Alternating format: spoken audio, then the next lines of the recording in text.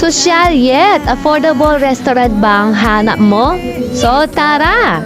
Naghanap kami ng makakainan at na-search namin ito sa FB kaya nagyayaan kami na kumain dito mga kachichibu. Kasama ko nga pala yung mga kako-vlogger ko na sina Tita Dada at Kumaring Iska at paki-follow na rin yung kanilang page mga kachichi. At eto na nga, papasok na kami dito sa restaurant at napakaganda ng interior design ng kanilang restaurant at ang ambience na mga kachichibu. Nandito pala kami sa Gugujok Restaurant, located at Friendship Highway, malapit sa Jollibee Kutkut, dun sa may intersection. Nagpapasalamat pala ako sa mga nag-assist sa amin na staff dito sa restaurant. Ang babait nila mga kachichibug at binigyan na nga pala kaming menu dito at pipili na kami ng ma-order namin. Dito sa binigay nilang menu ay marami kang pagpipilian. Collaboration set, meron. At meron all-in-one set. For only 3,090, good for 5 to 6 person na mga kachichibu. At dahil talo lang naman kami kakain for today, kaya yung in-order na lang namin ay yung Gugujok Bal na set, 3 flavor boneless chicken set. In-explain pala ng waiter dito, yung Gugujok Bal is pata daw na boneless. So ayan na mga kachichibu, sinerve na yung aming mga in-order. At ito na nga yung sinasabi kong Gugujok Bal na pata mga kachichi, ang sarap niyan. At iniintay pa namin i-serve nila yung iba pang in-order namin. At ito na nga, sineserve na pala yung aming soup. O, diba ang sarap? At iniintay na lang namin dyan yung kanilang chicken platter na boneless. So, ito na pala mga kachichibog. Ang sasarap ng platters na yan mga kachi, lalo na yung rice bowl nila na may seaweed. At ito yung mga kasama ko, sobrang saya nila dito at hindi na makapaghintay, kaya kakain na kami. Kita nyo yan, si Tita Dada, pag yan ang nakasama nyo, nuko, napakasaya. So tara na mga kachi, subukan para malaman ng masasarap na pagkain dito sa Gugujok Restaurant. Thank you.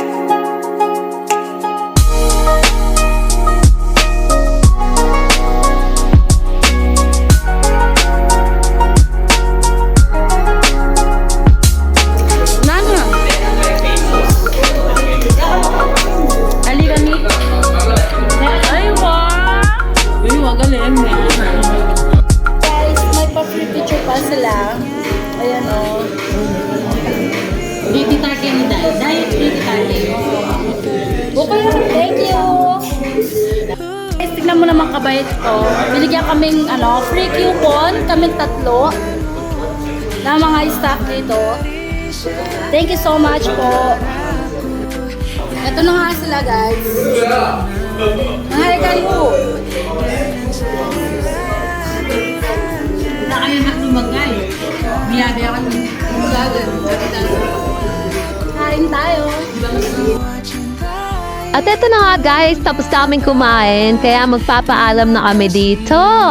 Pero bago kami umalis guys, nagpa-picture muna kami sa mga staff dito para may remembrance naman, o diba? Ayan nga pala si Tita Dada nyo kahit kailan ko gawain Ayan po si Kumaring Iska. Wala na ba mo?